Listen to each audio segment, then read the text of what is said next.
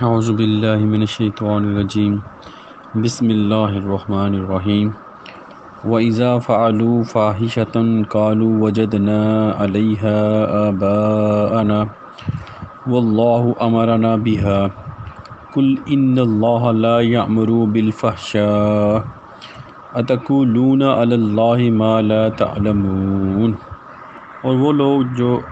جب کوئی فحش کام کرتے ہیں تو کہتے ہیں کہ ہم نے اپنے باپ دادا کو اسی طریقے پر پایا ہے، اور اللہ نے بھی ہم کو یہی بتایا ہے۔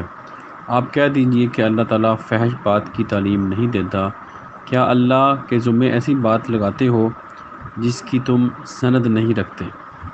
آج ہم نے سورۃ الاعراف کی آیت نمبر 28 کی تلاوت کی اور اس کا ترجمہ آپ نے سنا۔ اس سے پہلے ہم آیت نمبر 27 تک پہنچ چکے تھے۔ حضرت آدم اور ابلیس کا جو قصہ تھا وہ سب سے جو زیادہ ڈیٹیل میں اسی سورہ میں ڈسکس ہوا ہے، سورۃ الاعراف میں۔ اور اس سے پہلے جو ہم پڑھ چکے تھے کہ جو اللہ کی جو نصیحتیں ہیں حضرت آدم اور اس کی اولاد جو قیامت تک کے لیے آئے گی، کہ کس طرح ہم نے شیطان کے جو وسوسے ہیں اور شیطان کے جو جال ہے اسے کیسے بچنا، ہم نے جو شیطان کس طرح ہمیں پھنسا سکتا ہے اور کس طرح ہمیں وہ گمراہ کرے گا، وہ ساری نصیحتیں وہ چل رہی ہیں۔ آیت نمبر 25 میں اللہ تعالیٰ نے فرمایا تھا کہ جو لباس اللہ تعالیٰ نے اتارا ہے وہ آپ کا جو ظاہری جو آپ کے جسم کو ڈھانپے گا، کیونکہ آپ کا جب جسم ظاہر ہوگا تو اس سے بھی جو معاشرے میں برائیاں اور فتنے پھیلتے ہیں، چاہے وہ لباس مرد کا ہو چاہے عورت کا، دونوں صورتوں میں ہی معاشرے میں اس کی برے اثرات ہوتے ہیں۔ اور اس کے بعد اللہ تعالیٰ نے فرمایا کہ جو لباس جو تقوی کا لباس ہے وہ جو ہمارے جو برے خیالات سے بچنا اور ہر برائی سے جو کہ اللہ تعالیٰ نے ہمیں منع کیا ہے جس کے پاس جانے سے اس برائی سے اپنے آپ کو محفوظ کرنا، اس کو تقوی کہتے ہیں۔ اور تقوی کا لباس اللہ تعالیٰ کہہ رہے ہیں کہ سب سے خیر اس میں، کیونکہ جو آدمی اندر سے جتنا مضبوط ہوگا اپنے خیالات کے اوپر، جتنا اس کا کنٹرول ہوگا، اتنا ہی وہ برائی کے پاس نہیں جائے گا۔ تو یہ ایک کنٹینیو پریکٹس ہے جو کہ شروع سے ہی ہمیں اپنے اولاد کے اندر یہ چیز ڈال دینی چاہیے کہ کس طرح کون سی چیز خیر ہے اور کون سی چیز شر ہے،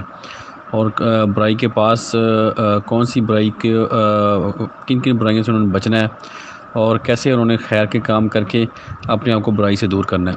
یہ شروع سے ایک پریکٹس ہے، اور یہ اگر شروع سے آپ اپنے اولاد کے اندر یہ چیز ڈال دیں تو پھر وہ شیطان کے جو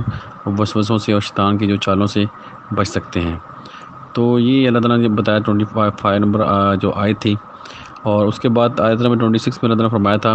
کہ حضرت آدم کو نصیحت کی گئی کہ جس طرح شیطان نے تمہارے باپ کو جنت سے نکال دیا تھا اور ان کا جو لباس تھا وہ اتار دیا تھا۔ لباس سے مراد کہ جب انسان برائی کرتا ہے تو اس کے جو غم، جو اس کے جو برائیاں ہیں وہ ظاہر ہو جاتی ہیں، جو چھپی ہوئی چیزیں ہیں وہ ظاہر ہو جاتی ہیں۔ تو اللہ تعالیٰ نے جو انسان کو پروٹیکٹ کیا ہوتا ہے جو مصیبتوں سے، پریشانیوں سے، جب بندہ گناہ کرتا ہے تو وہ پروٹیکشن وہ یعنی کہ ایک خاص وقت کے بعد وہ چیز ظاہر ہو جاتی ہیں۔ اگر بندہ کنٹینیو گناہ کرے تو پھر اس کے جو اثرات ہیں وہ پھر آنا شروع ہو جاتے ہیں، لیکن ایک مقررہ وقت تک اللہ تعالیٰ سب کو مہلت دیتے ہیں۔ آپ اسی کیس میں دیکھ لیں، حضرت آدم اور ابلیس کا جو کیس تھا، اس میں دیکھیں آپ وہ کنٹینیو اس نے کتنی دیر اس نے وہ خیالات ڈالتا رہا، اتنا اس نے زیادہ خیالات کا جو خیالات ڈالے کہ لاسٹ میں وہ حضرت آدم اس بات کے قائل ہو گئے اور وہ انہوں نے درخت کا پھل چکھ لیا۔ یہی جو چیز ہے پوری آدم کی جو اولاد ہے قیامت تک کے لیے، سب کے لیے سیم یہ چیلنج ہے۔ تو یہ تھا آیت نمبر 26 اور 27 آئی تھی وہ ہم نے پڑھی تھی کہ جو شیطان ہے وہ شیطان اور اس کا جو اس کا لشکر ہے، جو اس کے جو ہم خیال ہیں، وہ ہمیں وہاں سے دیکھتے ہیں جہاں سے ہم ان کو نہیں دیکھ سکتے۔ ایک تو فزیکلی ہم نے پڑھا تھا کہ فزیکلی وہ ہم ان کو نہیں دیکھ سکتے، جو وہ ہمیں دیکھ سکتے ہیں، اور اس کے بعد جو سب کانشیس میں جو ہمارے خیالات ہوتے ہیں، لا شعور میں جو اصل تو وہاں سے چیزیں جنریٹ ہوتی ہیں، جو بھی ہم کام کرتے ہیں اس کی جو مین جو اس کی ہدایات آتی ہیں وہ ہمارے لا شعور سے آتی ہیں، لا شعور سے شعور میں ٹرانسفر ہوتی ہیں، تو ہم وہ کام کر گزرتے ہیں۔ تو لا شعور میں وہ یہ جو خیالات ہیں وہ وہاں پہ یہ سب کچھ جنریٹ ہو رہا ہوتا ہے۔ یہ سب کچھ کیسے جنریٹ ہوتا ہے؟ یہ ہماری جو پریکٹس ہے، جو ہم عمل کرتے ہیں، وہی جو ہماری جو نیچر بنتی ہے، اسی کے مطابق ہماری جو فطرت بنتی جاتی ہے۔ اگر ہم اچھے کام کنٹینیو کریں تو ہماری جو فطرت ہے وہ اچھی بن جاتی ہے، ہم ایک اچھے انسان بن جاتے ہیں، اور جو ہمارے اندر جو لا شعور میں جو خیالات ہیں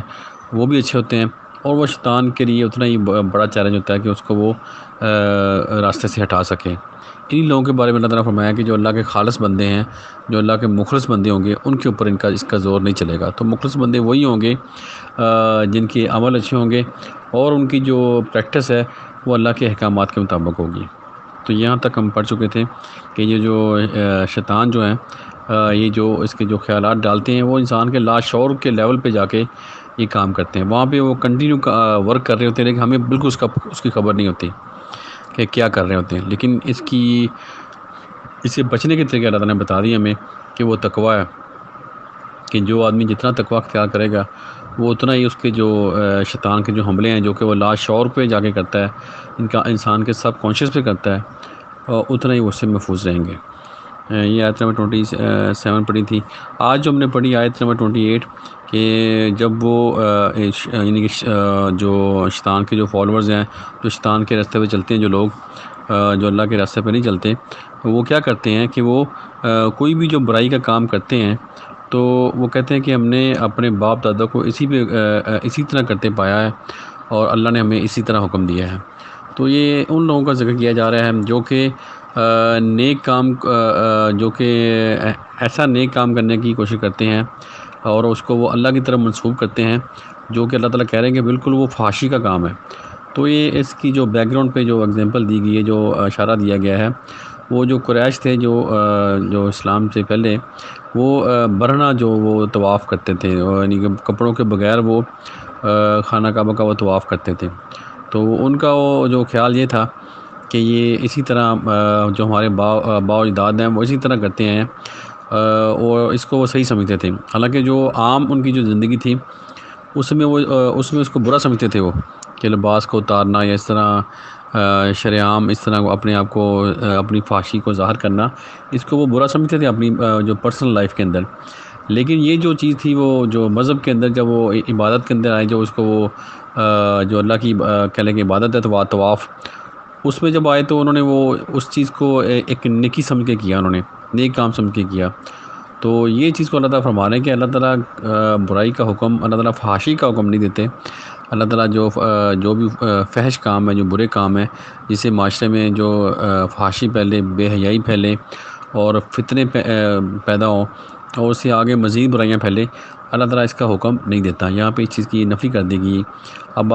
دیکھ لیں پوری دنیا میں کہیں بھی اگر ایسا کام ہو رہا ہے مذہب کے نام پہ، تو یہ اللہ تعالیٰ نے اس کی نفی کر دی۔ چاہے وہ اسلام میں آپ کہہ لیں گے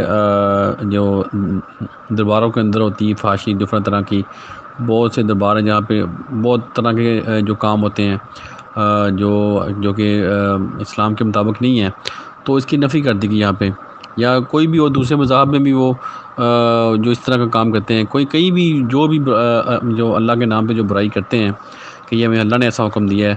تو وہ اس چیز کی نفی کر دی گئی اس آیت کے اندر کہ اللہ تعالیٰ کوئی بھی برائی اور بے حیائی فحاشی کا حکم اللہ تعالیٰ نہیں دیتا۔ تو یہ جو بھی کام وہ اللہ تعالیٰ کے نام پہ کرتے ہیں وہ بالکل غلط ہے۔ تو یہاں پہ آگے جو الفاظ اللہ تعالیٰ نے ذکر کیے ہیں کہ تم اتقولون علی اللہ ما لا تعلمون، کیا تم وہ کام کرتے ہو جس کا اللہ تعالیٰ نے جس کا تمہیں علم نہیں ہے۔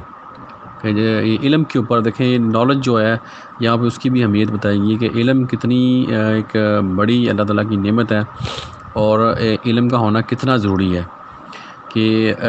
کوئی بھی انسان ہے، چاہے وہ اگر وہ کہتا ہے کہ ٹھیک ہے وہ اسکول نہیں گیا یا وہ کالج یونیورسٹی ڈگری نہیں پڑھا، لیکن اس کے لیے بھی علم کا حاصل کرنا، بیسک جو نالج ہے وہ بہت ضروری ہے کہ جو زندگی گزارنے کے لیے یعنی کہ اس کو پتہ ہونا چاہیے کہ میں جو زندگی گزار رہا ہوں وہ اللہ تعالیٰ کے قوانین کے مطابق ہے کہ نہیں ہے۔ اس کے لیے تو اس کے کسی ڈگری کی ضرورت نہیں ہے، یہ تو ایک سمپل ایک کوئی بھی انسان ہے اس کو یہ چیز سمجھنی چاہیے کہ اسے پتہ ہونا چاہیے کہ میں جو زندگی گزارا ہوں اللہ تعالیٰ کے احکامات کے مطابق ہے کہ نہیں ہے، کہ اللہ تعالیٰ نے کوئی ایسے کام ہم جو مذہب کے نام پہ کر رہے ہیں وہ مذہب میں جائز ہے کہ نہیں جائز ہیں، ٹھیک ہے نا۔ اب یہ چیز جو ہے یہ ہمیں ہمارے معاشرے کے اندر بہت چیز یہ زیادہ ہے کہ ہم جو مذہب کے نام پہ اور اللہ کے نام پہ ہم بہت زیادہ ایسے غلط کام کر جاتے ہیں جو کہ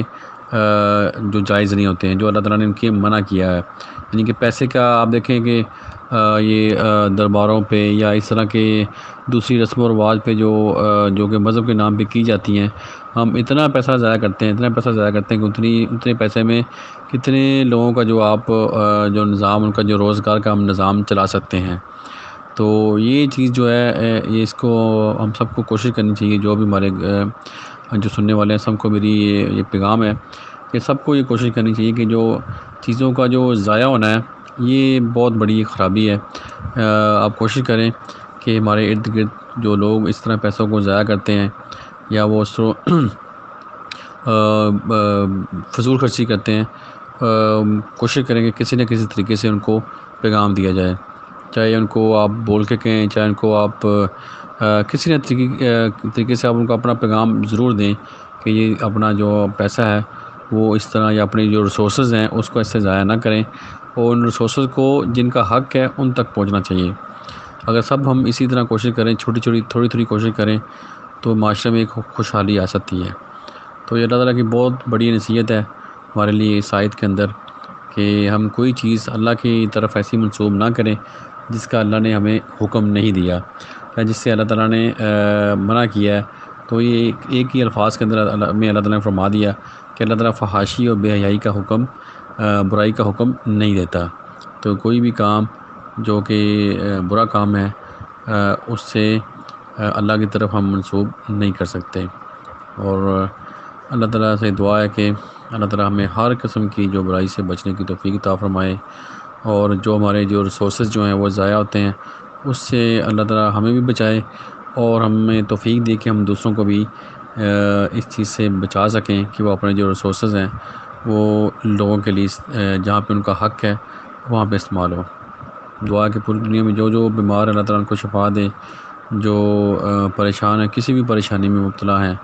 اللہ تعالیٰ ان کی پریشانی دور کرے، اور جو مسلمان فوت ہو چکے ہیں اللہ تعالیٰ ان کی مغفرت کرے۔ آمین۔ صدق اللہ العظیم۔ جزاک اللہ خیر۔